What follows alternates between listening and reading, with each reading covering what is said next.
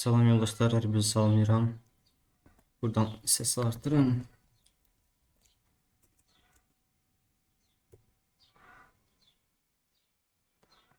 Bilim ki, səs səviyyəsi yüksəldi.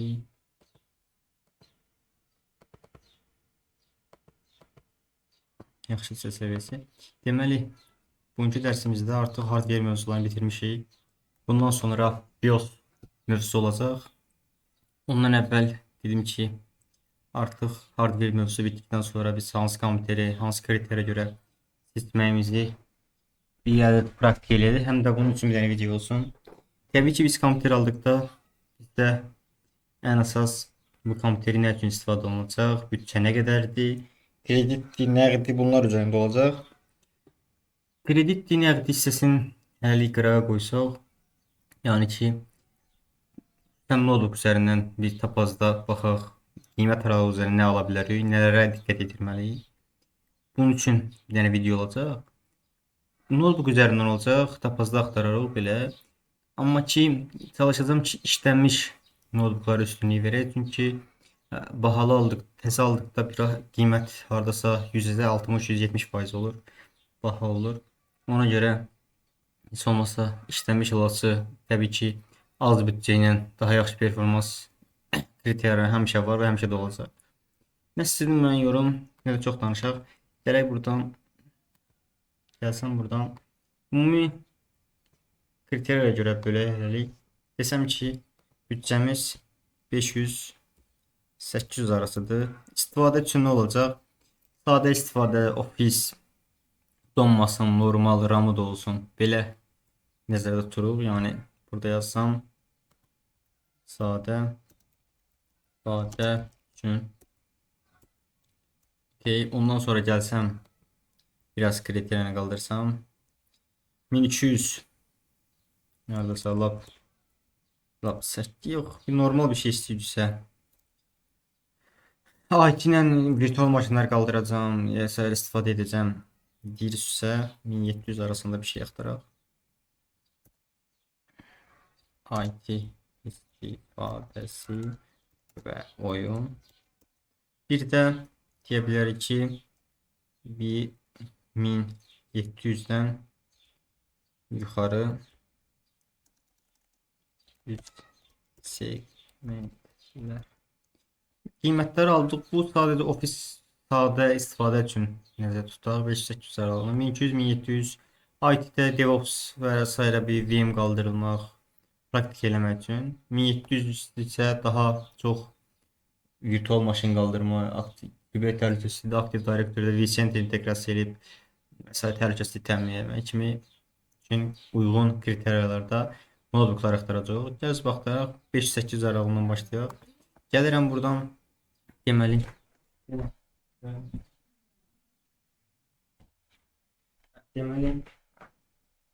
tapaza gəlsin.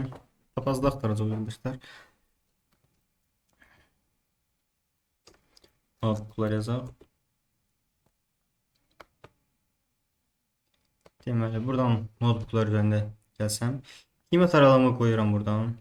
Deyirəm ki 500-800 aralığı. Ondan sonra markaya seçməyəcəm, yerləşmə etməyəcəm, yeni xeyir. Bunların üzərində axtaraq. Deməli, baxsaq biz buradan 680 manata A7 12-ci nəsil görürük. Belə səliqəli işlədib. Baxsaq parametrlərindən A7 12-ci nəsildir. Touch screen özəlliyi çox gözəl. Touch screen çox yaxşıdır olmağı. 16512-dir. Gözəl.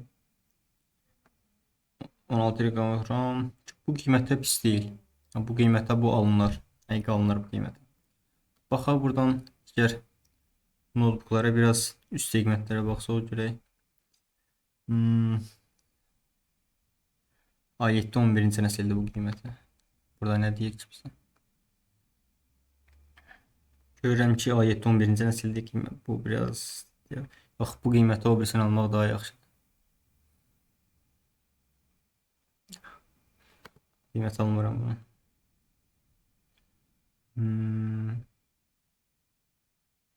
Lenovo IdeaPad Gaming var. Görək bunda nə var?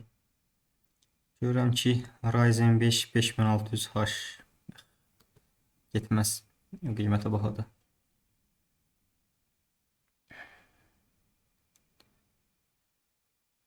Lenovo ThinkPad. Görək burada nəyimiz var bizim? İşte bir parametre orada yazımı. O 30 GB RAM. Linux üzərində qurub bunu. i7 11-ci nəsil. Gedər məncə bu. Bu qiyməti yaxşıdır. 1 TB-da Intel Core. SSD 512-dir. Qiyməti yaxşıdır məncə. Bu da gedər. ThinkPad-dən də. Bu qiymətə bu. Bunu silək buradan. Hələ ki 2 dənə seçim arasında qaldım. Yox, 1-2 dənə də silsək keçək növbəti segmentimizə. 5 i5'dir. i5'e çox girməyə ehtiyac yoxdur. i7 8700H Dell Precision. Notebook. Honor'un notebook'dur. Honor çox görməmişəm, yəni istifadə eləmişəm. Ona görə seçməyəcəm hələ. Notebook Lenovo 799 manata görə bizə burada nə verir? i5 10-cu nəsil etkilməyə dəyməz. Alanda CPU-ya yaxşı fikir verin ki, çünki RAM sonra artırmaq olur, amma CPU-nu heç nə eləmək olmur da. Səhər satanda da satan bilirsən. Ona görə CPU-nu yaxşı almaq lazımdır ki, satanda da sonra sata biləsən. Baxıram ki, oy. Ryzen 7 730U. Bu qiymətə 799-a 2 GB ekran kartı var.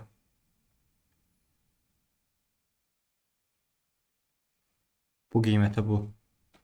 Buradan axırıncı kriteriyya bu idi elə. Bundan burada başqa nə var idi burada görək. Yox. Bunu yox. Bu üçün arasında qaldım. Büdcəyə görə 680 bu deyir. 799 bu. i7 12. i7 burada 7000 bu prosesor ilə daha çox sərət üstünlüyü verilirsə. Bu daha gözəl modeldir. Mən üstünlük verirəm buna. 800 manat 500 manat arasında bütçəm varsa bunu alarım. Danışıq bunu 750-yə də alsaq. Bu daha gözəl oldu deyərəm. İndi gəlin keçək. Vaxt o da nəyə görə sistem çünki bir dənə qısa ondan danışım. DB Slim 3 yəni həm yığcamdır, daşınmağı da rahatdır. 16 GB RAM-dır, DDR4 gözəl, 512 bol işimizi görər. Xarici ekran kartı var. Hər hansı vizualla nə seçdiyirsə lazımdır, gedər. IPS ekran 60 Hz, pis deyil. Gözəl. Yəni elə bir dənə AMD Ryzen 7130 o bizə bəsdir. 800 növ 16 axımdan. Çox gözəl. Bunu seçdik buradan. Bu da olardı. Yəni biraz imkanımız azsa, biraz azsa 700 dərəcəsi bu da gedərdi. Bu da yaxşı qiymətə qoyub. Və touch screen funksiyası var. Bu da şey qiymətəm. Sərgəli işlər belə baxıram. Deməli, indi biz gələk artıq buradan modelimizi seçdik. 2 dənə model saxladım buradan. Bunu da silək lap 2 dənə 680-dırsa bu, 799 800 manat bütçəm varsa bu. Yəni ideal budur. Gələk indi 1200-1700 arası hər hansı bir notebook seçək. Deyirəm ki, bütçəmi artıq qaldırıram. 1700 edək. Buradan da edək 1200. Okay. İndi bunlara baxaq, görək bizə nə verir. Tuflara çox girməyə ehtiyac yoxdur. Tap gaminglər eləmirəm çox. SP Victus. Burada nə verir bizə? i7 13-cü nəsil gedər bu qiymətə. 1550 də amma.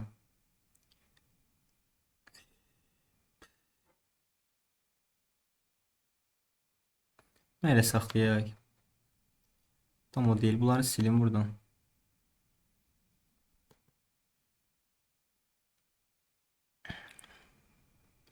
Lenovo Log 1499 manatdan. 24 GB RAM. 2.7'sinde. A7 13-cü nəsil. Bu da bu qiymətə çox idealdır. Hələ ki ən idealı bunu atıram qabağa. Yəni bu gedər bu qiymətə, həqiqi bu çox gözəl oldu. 1499 manata bunu seçdik. Gələk biraz da aşağı. Görə bizə Lenovo Legion 5 Pro var, elə bunu necə görək. 1449 manata. 5800 H-dır. 32 GB DDR4.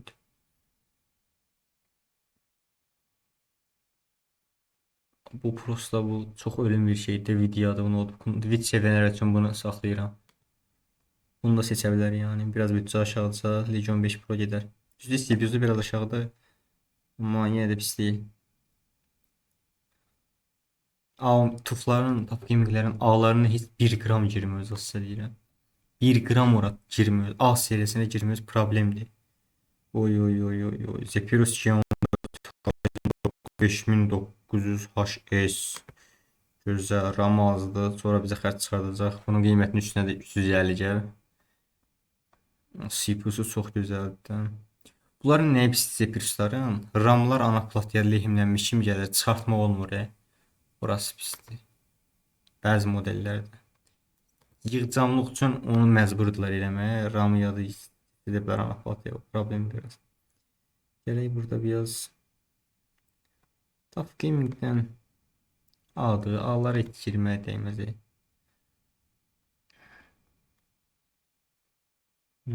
Legion bu qiymət aralığında Legion çox idealdır.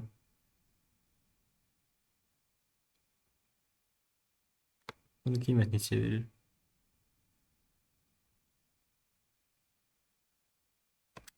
Dəyməz.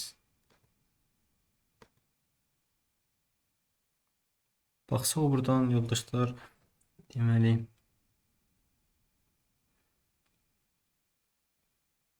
Roxy-dən bu qiymətə niyə demərəm? Biraz çapılları, çünki gaming standartı üçün də istehsal olunan həqiqi çapılları aslında. Elə belə çaplayırlar. Yəni ən ağır oyunlardan ekran kartını yükləyiblər. Ona görə də heç çox şey eləmir. Bu qiymətdə görürsüz də 1330 manat olsa i7 11-ci nəsil. Almıram da bu qiymətə. Predator olmayı nə olur olsun, prosesora üstünlük vermək lazımdır. F15 var 1300 manata.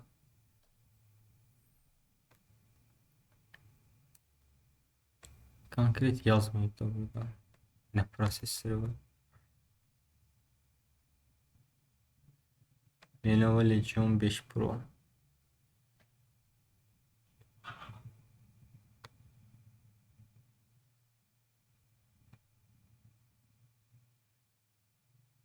i5 13-ünü görürsünüz. Burada i5 13-cü nəsil 1600 manata qoyub.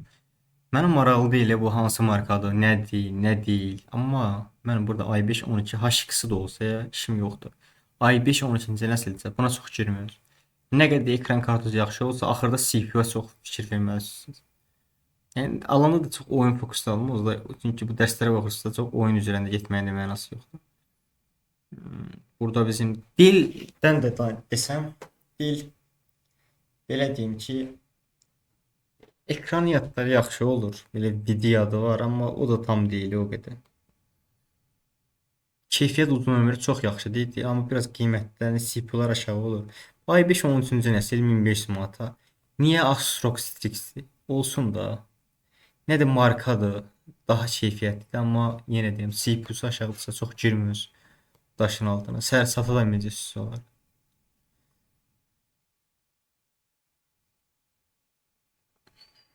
Yəni A7 12-ci nəsil. Bax işığı var ya, işim yox onunla.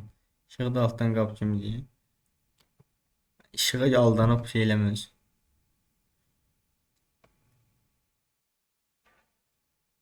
İki modelə də baxam, onu da bitirək bu kriteriyanı.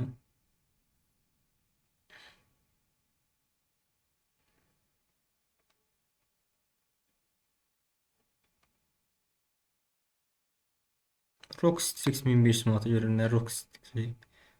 Görək burada prosesor deyil. Prosesor nə? A7 10-cu nəsil. 1500 manata. Yenə deyirəm, bunun işığı olsun. Nəyə kar gəlir? Son bir modelə də baxaq. 1350 motor Roxy. 1800 18 inçlər deyim, yəni yekə olur ha, daşımaq da zülm eləyir adama. Buradan baxsan prosesor A7 13-cü nəsil. Pis deyil ha bu. RAM-ı nə verir burada?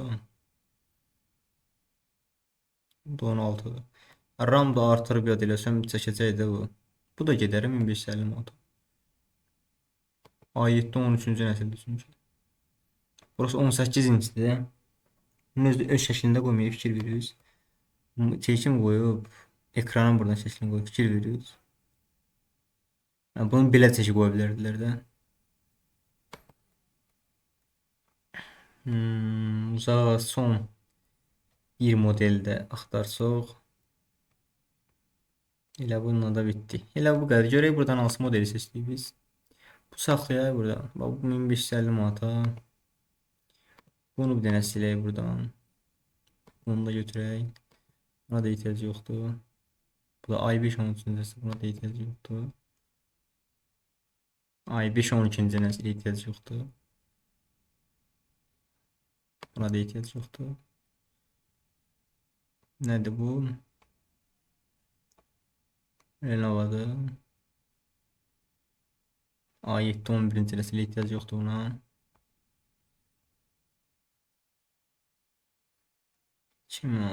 Bunun CPU kriteriyalarını konkret yazmayın ve neslin.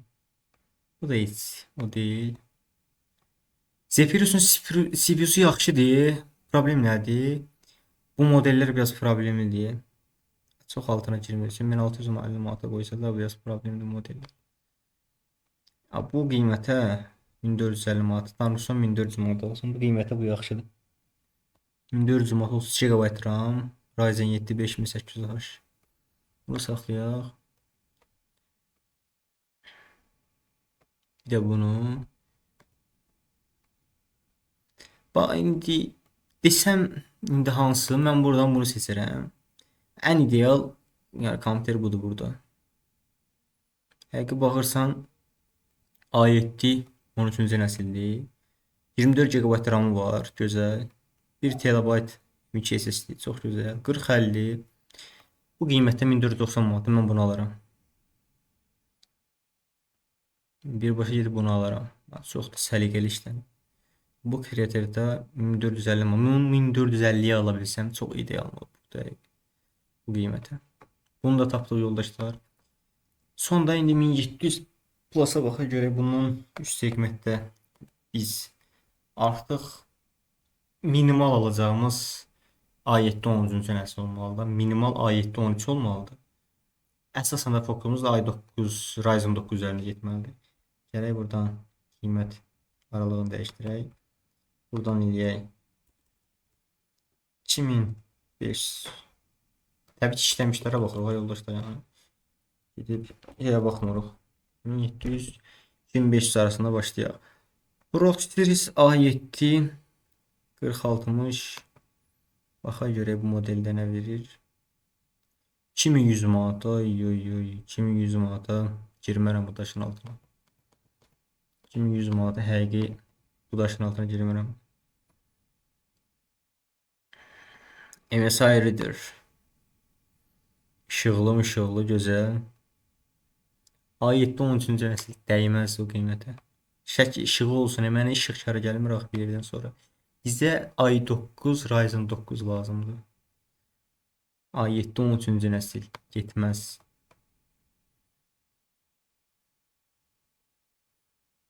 G18 bunda da maksimal elə olacaq. A7 13-cü nəsil yəni bu qiymətə yəni o daşın altına düşmüyoruz. Görək buradan. Oy HP Omen. Qiymət təzəsidir də bunu prosta. CPU-su yaxşıdır. Bunu elə 2150'ye bunu almıram da. Bir dənə CPU-su yaxşıdır. Bunun RAM-ı yadda yaxşı qoymaya baxacağım. Lenovo 2000'ə. Gözəl modeli oxşuyur. Təzəsi kimidir. Parametrlərə baxırıq. A7 13-cü nəsil. RAM 24'dir. Yəni A7 13 Bayaq bunu biz neçə tapmışdıq? 1450 manat tapmışdıq da bundan. Bu qiyməti 2000 manata dəyməz də. Yəni sən baha ala bilərsən, olsun da sən onu 3000 al.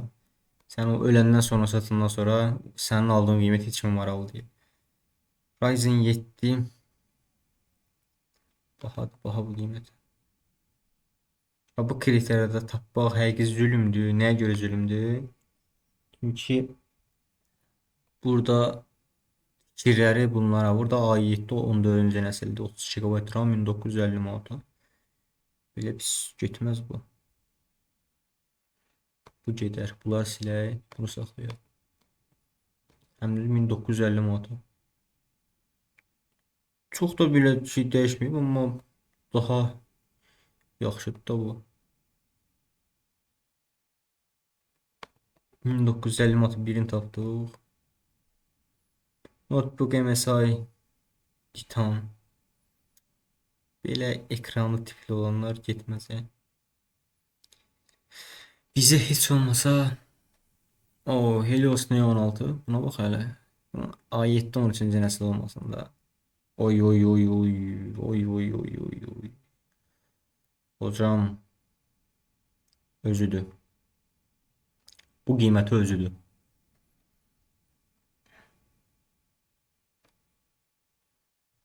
Ay 9 14-cü nəsil 24 nəfər 20 protokol. Oy oy oy. Bu qiymətə konkret. Tapdıq notebook'umuzu. Çox dərinə düşməyə ehtiyac yoxdur bundan sonra. İndi bundan sonra bax ancaq i9 yə çıxacaq. Ryzen 9. Ryzen 9 çıxmıyor bizə.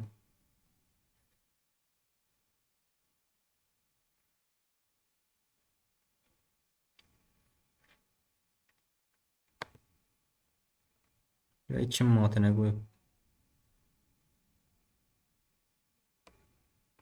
Bizə tovuzladır.